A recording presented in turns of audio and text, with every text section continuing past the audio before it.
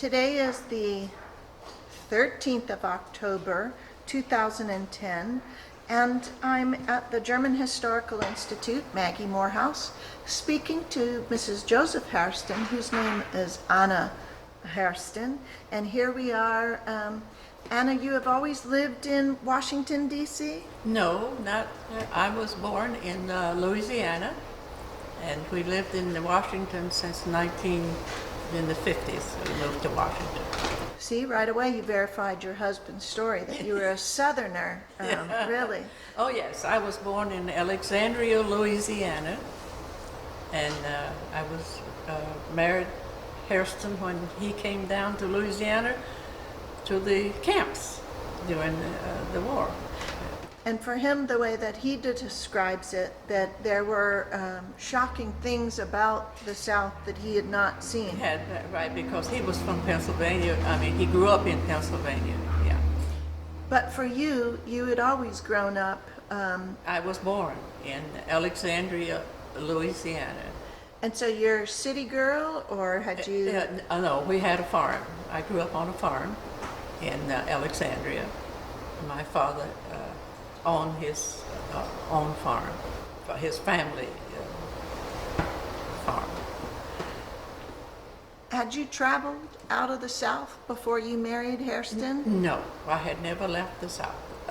My first trip out of the South was after I married Hairston. I had never left the South. I grew up and went to school in the South and never left.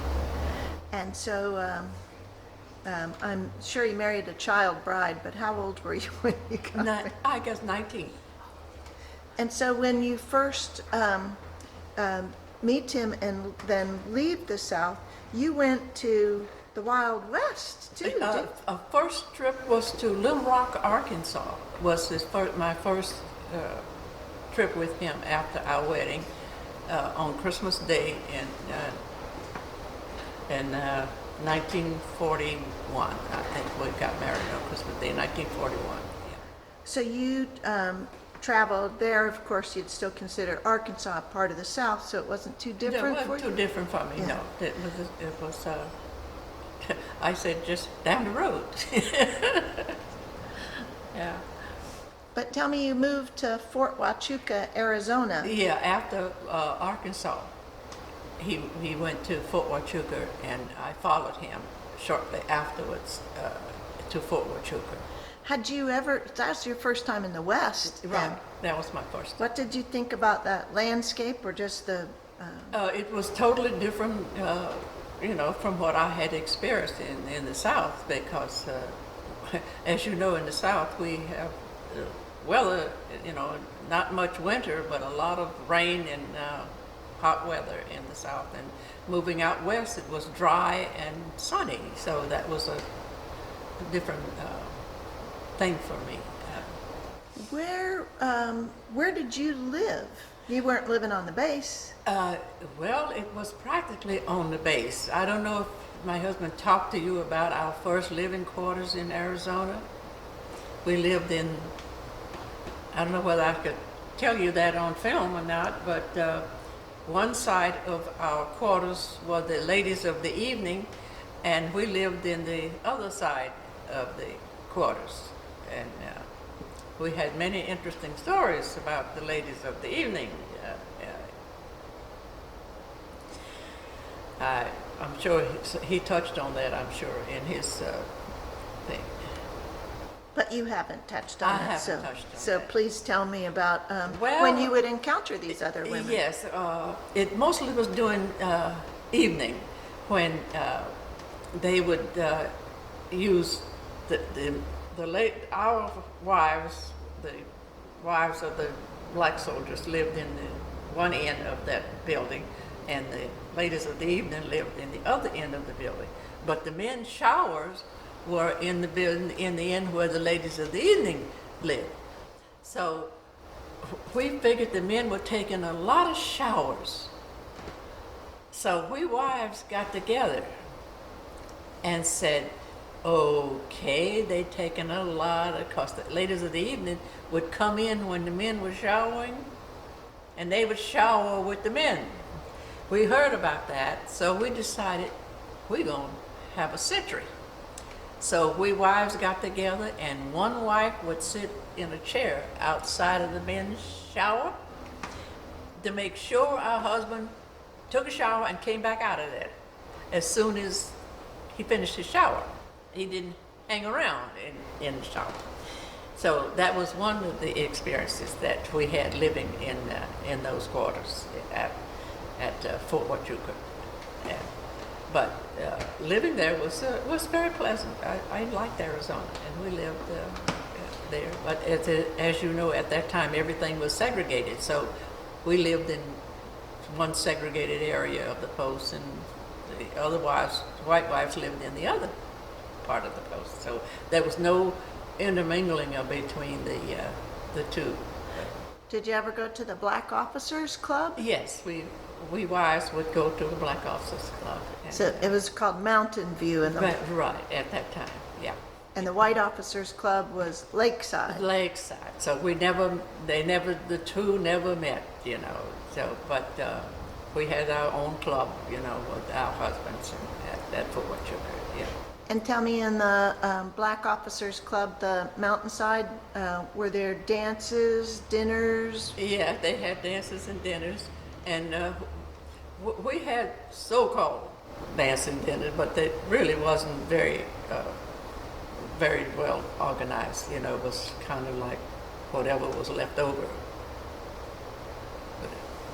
Did you see any of the traveling shows, the Nicholas brothers, the tap dancers, or Lena Horne or Joe Louis? Yeah, they would come to the Black Officers Club and visit, but we could not see any of the shows. They would have all the shows at the other end of the post, but we were not allowed to go to their shows. So we stayed on our end, and they would come over and visit the Black Officers Club, and we got to meet them. I met Hattie McDaniel, Lena Horne, the Nicholas brothers, and Dorothy Dandridge, and all of the stars. We would meet them because they would come to the Black Officers Club, but they never performed for us. What did you wives do during the day out there? Well, some of the wives played cards all day, and I had small children, so I didn't do any of those things. I didn't play cards, and I didn't do anything, you know, but just wait for him to come home. So you were actually living on the base with your children? Yeah. We lived in that. I call it the horror house. What else was the name? You know, that's the name we gave it. You know, we lived in the horror house. You know. And all the other wives, the black wives, we didn't have anything to do. We just sort of stayed and waited till the men came home. Did the other wives, women that were there, did they help raise your children, or were they? Yeah, we watched each other's children. Yes, I mean, it was a very cohesive bunch of black wives, all officers. Our husband was all officers, so all the officers' wives helped each other with the children, and so we lived pretty normally, you know, but it was no interaction with other parts of the post. Did you ever leave the post and go, say, to Mexico? No, we would leave the post and go. I would leave. Otherwise, they didn't want to participate in leaving the post, but not me. I was very adventurous, so I would get on a bus. They had a bus service coming, and I would go to the outer. You know, I'd go into Tucson. I would go into Bisbee, Arizona, and Tombstone. So here you are at the shootout at the OK Corral. Right. Yeah, I wanted to see all of that. You know, I was very interested in seeing all of that. So they didn't want to go. So I would just go by myself. And me and my little girl, I had one little girl at the time, and I'd take her and we'd go to these places. And you know, I was adventurous. Yes. Did you ever receive any kind of training for what an officer's wife should do or be or act? No, my husband, bless his heart, bought me a book on officers' wives, what their duties were to be an officer's wife. And I read that book from back to cover, how to be an officer's wife. And that helped me to, make sure I knew the right things to do, like what fork to use and what, how, don't put your knees, your head and your plate on the table, get your foot off the stool and that. And so I learned all the things to be, how to be an officer's wife. And that was my training that I taught myself because we didn't have anybody to tell us these things. So in fact, we would have our little classes with the other wives on what to do, You were teaching each other. teaching each other what to do because we had nobody to tell us, the black wives, what protocol was or whatever. So we had to learn on our own, and we would talk among ourselves on, when you go into the club, the officers' club, you don't put your elbows on the table, you don't blow your nose on the napkin, and nice things that most of them should have known. I knew all this stuff because my grandmother was a sergeant, and she taught us, the things what to do at the table. And of course we had meals with the family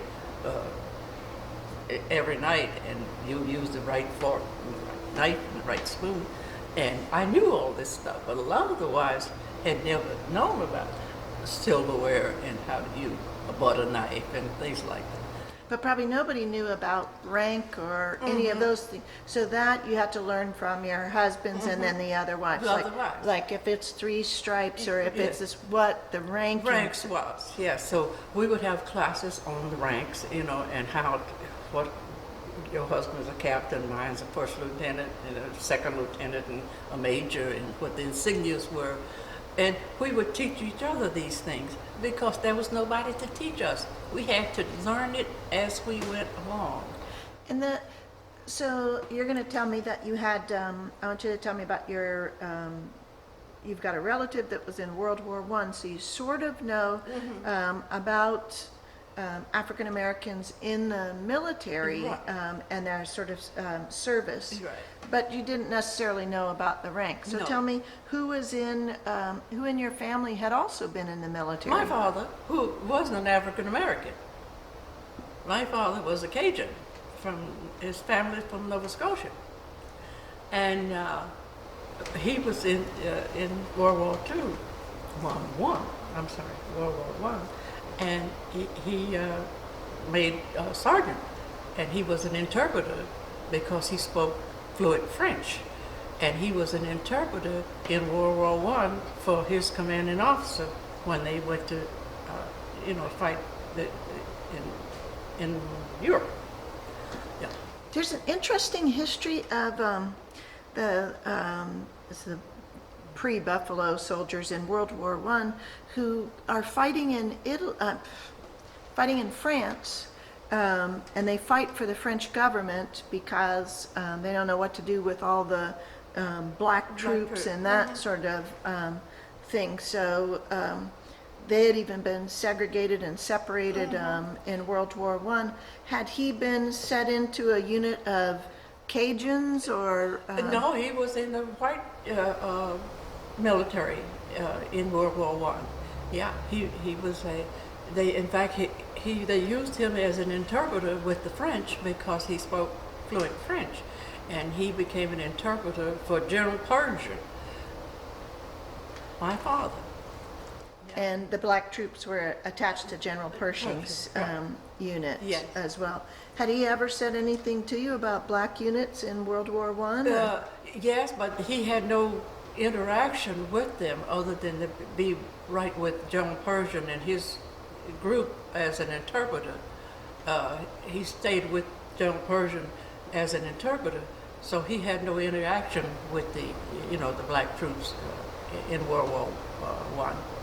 Yeah. But for you in World War II, this was the first time probably that you'd been around anywhere from 15 to 20,000 black men anyway that Anyway, are there, right. and women as well. As well, yeah. Is there any sort of friction that you feel that either the women or the men here at Fort Huachuca, or even at any other times where they say, oh, you've got a white father or something, that this is, in some way you're treated differently, or do they act differently toward you? Well, we didn't let them, because we were all in the same boat, I mean, we were all segregated out there, separate from the white camp area. And so we had to be together as a cohesive group to survive, because, we were wives with children, same as the white wives, but we had to survive sticking together. Because no one ever questioned our nationality, because there was a lot of them like me there, the half and halves we called them, So it was a bunch of half and halves, there. So that never came up as a group, because usually the black women were educated. They were not a bunch of farm hands or farms. They were college women and educated. Some of them were teachers, and some of them were nurses, and they were educated, black women. In Louisiana, it's not terribly uncommon to have the mixed Race, no. there's a long history of Oh, that yeah. and other sorts of Yeah. things.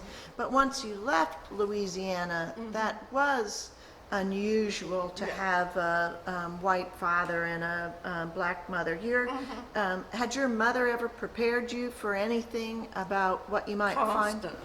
Constantly. We mostly my father, he was wonderful in teaching us. His first words were, "You're just as good as anybody, and don't let anybody tell you different." And that was ingrained in his. I had a sister, and I had two sisters. I'm sorry, and there was three of us, and that was ingrained in us to, stand up, don't back off because of who you are. You're just as good as anybody else, and don't let anyone tell you different, And that's the way I grew up, with the outlook on life. It's okay, so I am what I am, and I'm proud of it. But when you went to other places too, that you're stationed all over the place, and you're in, in different Asian countries, do you feel as an American, or do you feel that you're, discriminated in some way because of your military background, your racial background, or? No,